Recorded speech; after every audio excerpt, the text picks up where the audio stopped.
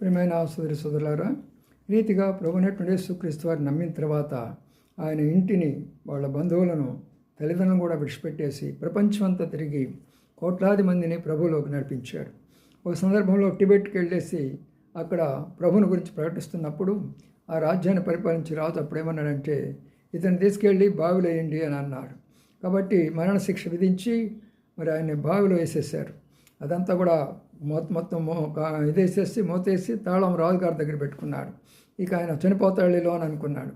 ఆ రాత్రికి రాత్రివే దేవదూతలు అక్కడ ప్రత్యక్షమయ్యారు. మరి ఆ యొక్క బావి తెరవబడింది. సర్వసుందర్ సింగ్ గారు బయటకు వచ్చాడు. ఉదయాన్నే చూస్తే వీధిలో సువార్త ప్రకటిస్తున్నాడు. రాజు ఆశ్చర్యపోయిన టిబెట్ ఎలాగా, ఎవరు పంపించారు, ఎవరు తీసుకెళ్ళంటే, ఎవరు తీసుకెళ్ళలేదండి, తాళం అలాగనే ఉంది అని అన్నారు. మరి దేవదూతలు చేశారు. నువ్వెంత క్రైస్తత్వానికి వ్యతిరేకం చేయాలన్నా దేవుని దూతలు వచ్చి కాపాడతారు.